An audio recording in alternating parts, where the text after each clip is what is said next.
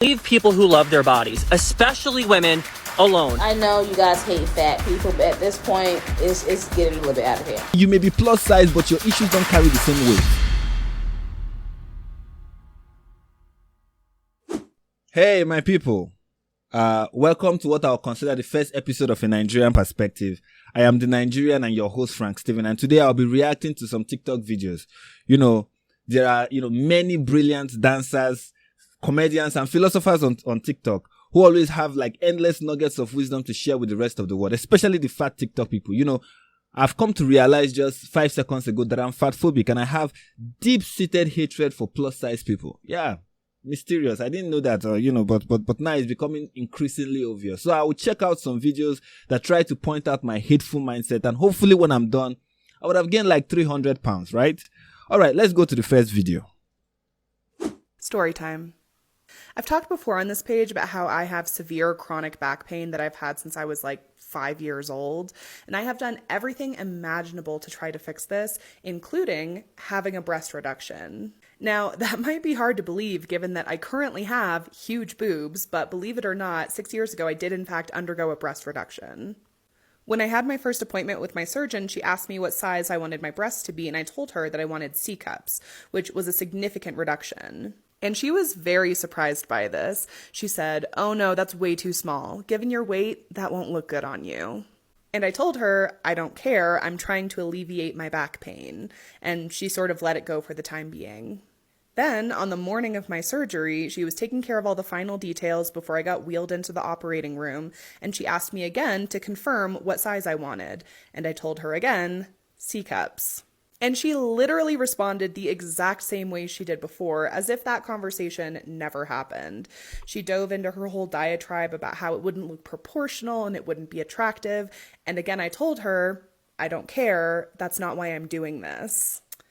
So anyway, when I woke up from surgery, I had double D's. Because my pain and my health were not as important to this doctor as my attractiveness. Okay, first of all, I know you may watch this and go, here is another fat person complaining and telling a sad story and eliciting sympathy. But I think she has a real complaint here because, like her or not, this is medical malpractice. This is lawsuit worthy. And this lady is obviously a victim of all of that. But what she's not a victim of is fatphobia. First, because it doesn't exist. See, that's a made-up word developed by fat people to hold skinny people responsible for fat people's problem. Listen, as a skinny person, I'm here to tell you that my kind, we are not really your problem. Secondly, she said she has done everything to address her back pain. Clearly, everything doesn't include getting a gym membership, going on a weight loss diet, or anything like that. I mean, she has a problem that could be the consequence of being overweight, and she had done everything. Everything, she says. She has done everything except lose weight. And I get it. She said this doctor cared more about her beauty than they did about her health. Well, here's the thing. What did you expect when you decided to take your health problem to a cosmetic surgeon? This is a cosmetic surgeon, for Christ's sake. I mean, the purpose is in the name. This is the department of the medical profession that has little or nothing to do with health or pain relief. What else are you going to do, right? You have like a lump, you feel a lump in your breast and you go to the dentist. You don't do that. When you have a pain in your back, you go to an actual doctor who then prescribes actions and drugs to help you combat your health challenge. But no, you don't want that. Of course you don't. You don't want a doctor who will tell you fatphobic things like, maybe if you lose some pounds and adopt healthy lifestyle choices, your back pain will go away. So instead, you diagnose yourself and then went to a doctor who will do whatever you want. You don't want any health advice from people who have spent years studying the human body. Your expert opinion comes from your lived experience. So enjoy the consequences. You don't get to complain when your stupid course of action proceeds to deliver an even more stupid outcome, right?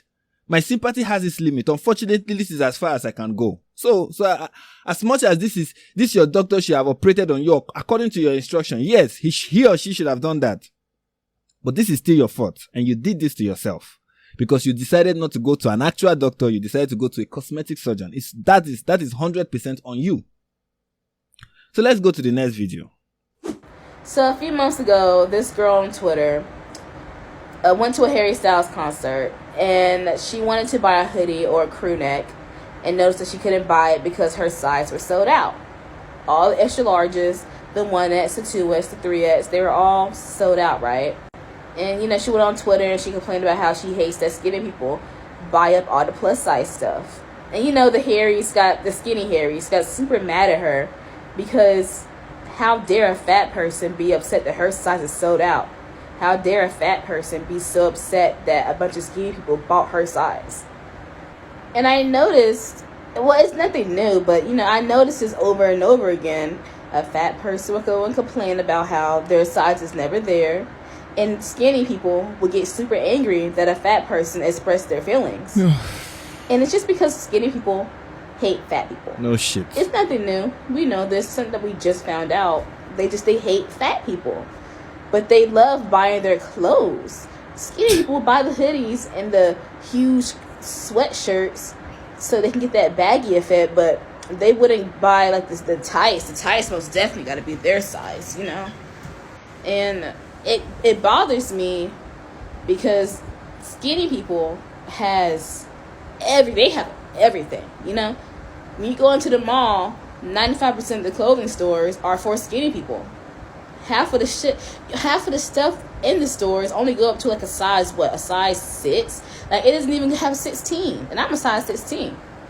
Hell, at my mall at Forever 21, which I used to buy clothes at because that was the only store I could actually get something at, except for Torrid. They just took out the plus size section, so I have no place to buy my clothes at. And it just bothers me when skinny people go and buy plus size clothes that is in that section for the baggy effect, and then get mad at fat people for complaining about it when you guys could just wear your size clothing. Like, I know you guys hate fat people, but at this point, it's getting a little bit out of hand. The baggy effect isn't even cute at all. Like, at all. You guys insecure with your bodies? Well, fat people are insecure about their bodies as well. And we would like to have clothes to wear. Because you guys hate when a fat person is wearing tight clothing. It makes y'all so uncomfortable. You guys hate when the fat person is wearing baggy clothing because it makes them look way bigger. And then you guys hate when people when they complain about wanting to wear clothes of their size. It's fatphobia. Where do I begin? You know, I'm actually disgusted by this complaint because it just reeks of extreme privilege disguised as suffering. It's like when my married friends are complaining about the inconveniences, right, that comes with being married. I'm like, dude, you're married. You settled down. You're living the dream. Like imagine this woman can afford to shop at Forever 21 for clothes her size. Yeah, I know. It's probably a cheap place for Americans, but how am I, a Nigerian who buy clothes from roadside thrift stores, how am I supposed to feel? Oh, sorry, your life is so hard because you can't find clothes at Forever 21. Lady, there are bigger problems in the world. And you may be plus size, but your issues don't carry the same weight. And that's why people just come at you when you complain because your favorite store run out of your size of clothes. I mean, it's okay if you're like, damn, they just ran out of my size of clothes again, right? You're like, damn. But no, you want to make a mountain out of a molehill or a lizard out of a Candace Owens and blame skinny people for your wardrobe problem. And you want the world to, I don't know, come to a halt? The sun should stand still. We should hold a fast, have a week of silence, put on sackcloth and solemnly mourn your inability to buy Harry Styles merchandise. Listen, 6 million skinny people die every day from hunger, and many of them do so with filthy rags on their body. So spare me the endless whining and seal that pie hole with some vegetables for a change. Look, nobody hates you for being fat. If they hate you, it's because besides cholesterol, you are full of needless nagging about the most basic bullshit. If being fat bothers you so much and you really can't stand it anymore, then don't be fat. Do whatever you have to do to lose those extra pounds, then your clothes size will endlessly be available. If you're so envious, if you're so envious of my side of the world, then join me. Join the skinny club. It's open to everyone. You just have to work your way into the group, both literally and otherwise. Right? That's all you have to do. Just walk your way. Okay, let's check out one more of these ridiculous TikTok videos. no way around this. Your body is a direct representation of the life that you are living. See this? This is me 2 years ago. I had never looked healthier in my life. I was fucking hot. You cannot deny it. Once their hands start going like this, you know something wonderful is coming out. Like there's deep wisdom about to people whose guys that their hands are like this. All right, something is about to happen. Every single day for a year, I was at a 1,000 calorie deficit. I was consuming nothing but protein shakes, maybe a chicken breast, and maybe some oatmeal. Needless to say, I was fucking miserable. I had never been more depressed and anxious in my entire life than I was in this picture. At the time of this photo, I had an OnlyFans and having sex with a lot of random fucking people.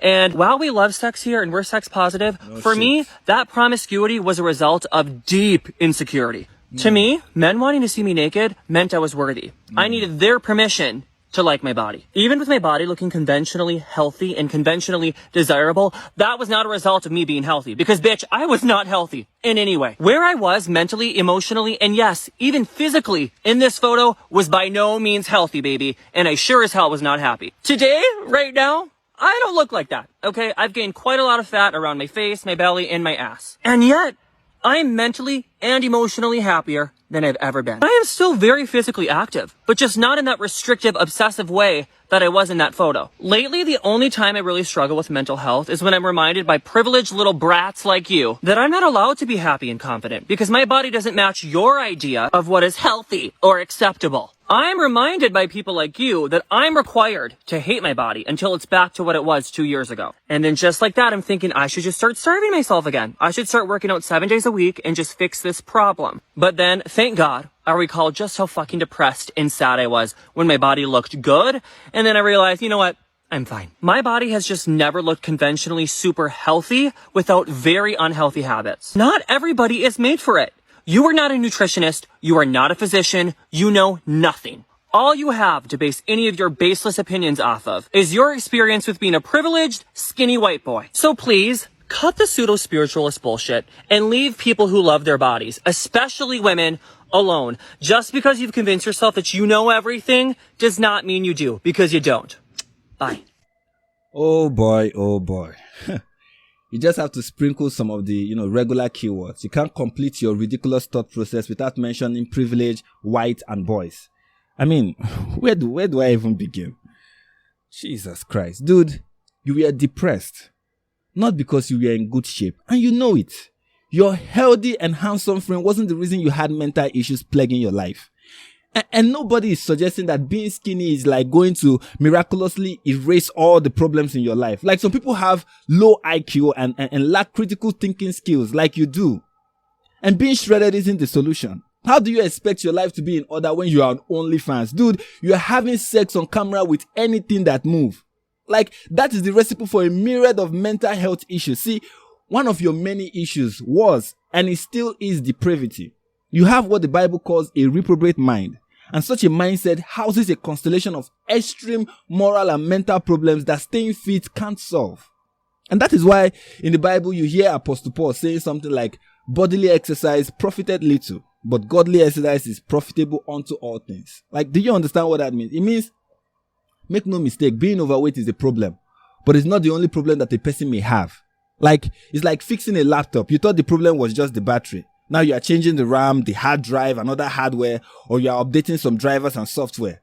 But that doesn't mean the problem was never the battery. In fact, you wouldn't have found out about these other problems if you didn't change the battery. And that is how, getting fit is. For many, it is the gateway to physical, mental, and even spiritual health. And another funny thing that I kind of notice is how you think you can, distance yourself from the label of being a privileged white man. See, when these people are done devouring the cis heterosexual white males, make no mistake, you are next in line. So better wise up, I guess. Alright, thank you for watching this video to the end. And I believe if you watch it to the end, it's because you like it. So go ahead and hit the like button, hit that subscribe button, hit that notification bell so you don't miss another episode of this video. Go ahead and do that right now. Do it right now. Yeah, thank you so much.